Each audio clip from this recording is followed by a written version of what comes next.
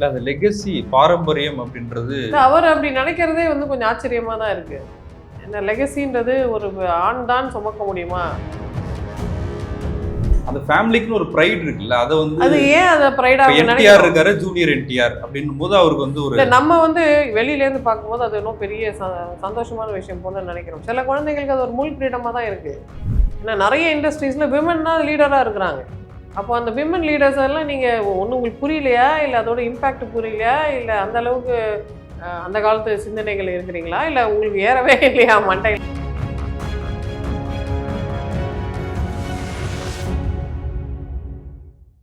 Telugu megastar Chiranjeevi அவர் சமீபமா ஒரு கருத்தை சொல்லியிருக்காரு.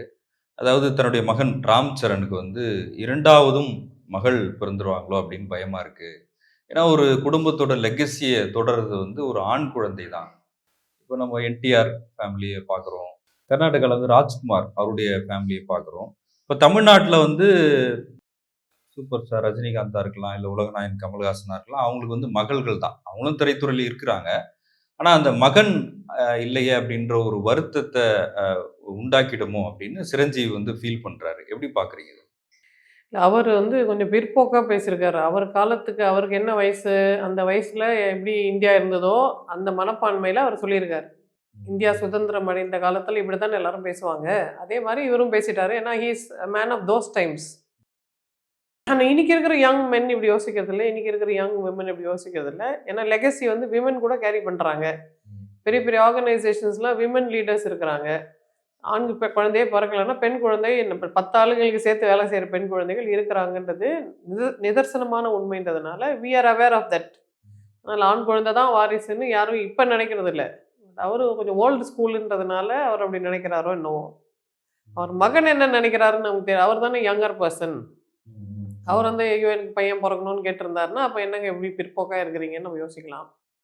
ஏன்னா அந்த காலத்தில் அவங்களோட சூழ்நிலை என்னென்னா, சொத்துனா பெண் குழந்தைகள் இருக்கிற வீட்டில் சொத்து கொடுக்க முடியாது பெண் குழந்தைகளுக்கு. ஏன்னா ஹிந்து தர்ம சாஸ்திரம் என்ன சொல்லுதுன்னா, பெண் குழந்தைகளுக்கு சொத்துல உரிமை கிடையாதுன்னு சொன்ன அந்த அந்த பாயிண்ட் ஆஃப் வியூலேருந்து அவர் இப்போ பேசுகிறாரு. ஆனால் 1950 55க்கு அப்புறம் ஹிந்து கோட் பில் வந்துருச்சு. ஹிந்து பெண்கள் கூட சொத்துல உரிமை வாங்க முடியும். தமிழ்நாட்டில் தான் முதல்ல சொத்துரிமை பெண்களுக்கு கலைஞர் மு கருணாநிதி வழங்கினாருன்றதுனால இந்த சவுத் இந்தியாவில் இதை பற்றி ஒன்றும் பெருசாக யாருக்கும் மனசு கஷ்டம் இல்லை. இல்லை அந்த லெகசி பாரம்பரியம் அப்படின்றது அவர் அப்படி நினைக்கிறதே கொஞ்சம் ஆச்சரியமாக தான் இருக்கு.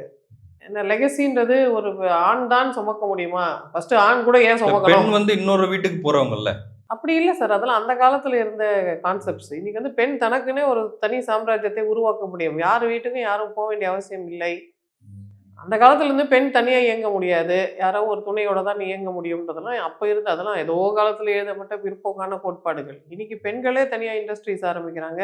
கவர்மெண்ட் ஆஃப் இந்தியா அவங்களுக்கு சலுகை தருது, கவர்மெண்ட் ஆஃப் தமிழ்நாடு சலுகை தருது, அவர் ஊர்லேயே government of Andhra, government of Telangana கூட சலுகை தருது. அப்போ பெண்களே தனித்துவமாக லெகசியோடு இருக்க முடியும், சொந்த சாம்ராஜ்யங்களை உருவாக்க முடியும்ன்றது இன்னும் அவருக்கு என்ன மெகாஸ்டாராக இருந்தாலும் தெரியல. அதனால் அவர் அப்படி பேசியிருக்காரு, அவர் அறியாமையில் அப்படி பேசியிருக்காரு.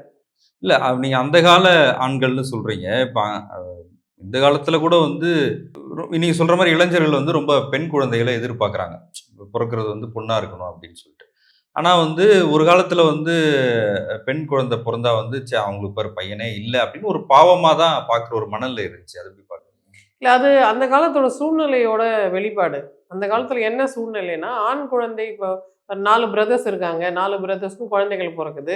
எந்த குழந்தைக்கு தாத்தாவோட சொத்து போய் சேரும்னு இருக்கும் இல்லையா? அப்போ அந்த ஆண் குழந்தைகளுக்கு மட்டும்தான் சொத்து போய் சேரும்னு இருந்த காலம் இருந்தது. அப்போ ஆண் குழந்தை பெக்காத தாய்க்கு சொத்து கிடைக்காது. அப்போ குழந்தை மேலே இருக்கிற ஆசைனால அவங்க அது சொல்லலை, சொத்து கிடைக்கலன்ற அனுதாபத்தினால பரிதாபத்தினால அவங்க அப்படி சொல்கிறாங்க. ஸோ அப்போ ஒரு ஆண் குழந்தை பெற்றுட்டா அது ஒரு கேரண்டி, மணி பேக் பாலிசி மாதிரி அவங்களுக்கு சொத்துல ஒரு பங்கு இருக்குது அப்படின்றது இருக்கும். நிறைய நம்ம ஊரில் கோயில்களுக்கெல்லாம் சொத்து எழுதி வைப்பாங்கல்ல, ஏன்னா அவங்க வீட்டில் பெண் குழந்தை பிறந்திருக்கும், அந்த குழந்தைக்கு சொத்து தர முடியாதுன்றதுனால ஏதோ ஒரு கோயிலுக்கு அந்த சொத்தை எழுதி வச்சுட்டு போயிடுவாங்க. அதனால தான் நம்ம ஊர் கோயில்களில் உள்ள சொத்து சேர்ந்தது. அவ்வளோ பெண்களுக்கு சொத்து நிராகரிக்கப்பட்டிருக்கு, அது பெண்களுக்கு சேர வேண்டிய சொத்து.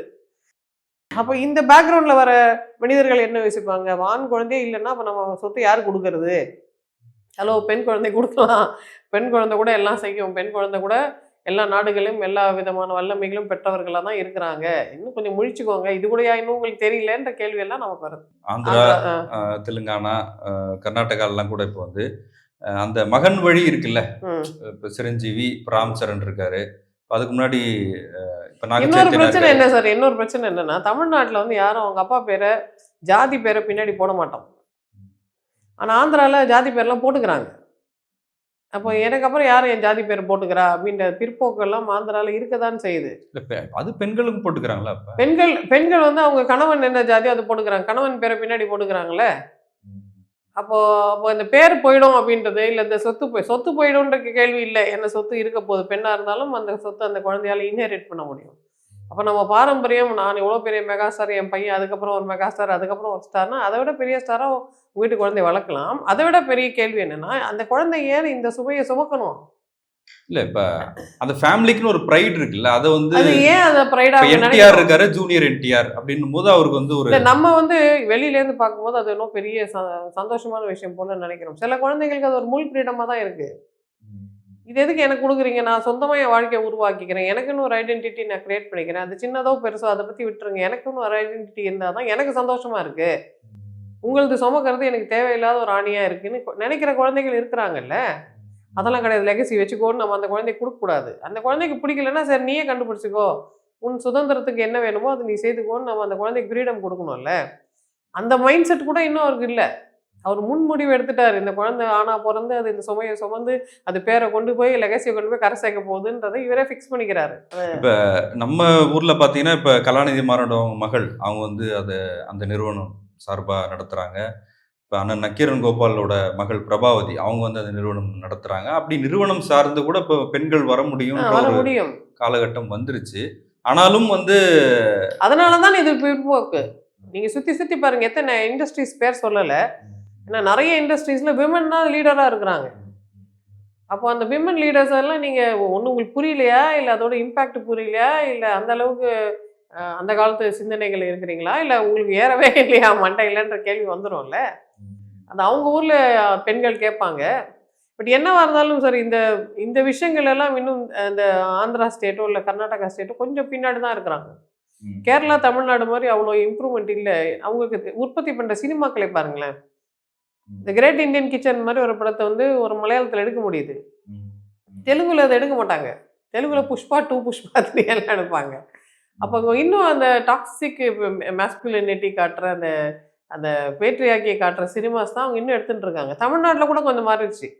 இங்கேயும் ஒரு ஜே பேபி வருது. இங்கேயும் விமன் சென்ட்ரிக் மூவிஸ்லாம் வர ஆரம்பிச்சிருச்சு. கிரேட் இண்டியன் கிச்சன் இங்க தமிழ்ல வந்துச்சா? தமிழ்லயும் வந்துச்சு.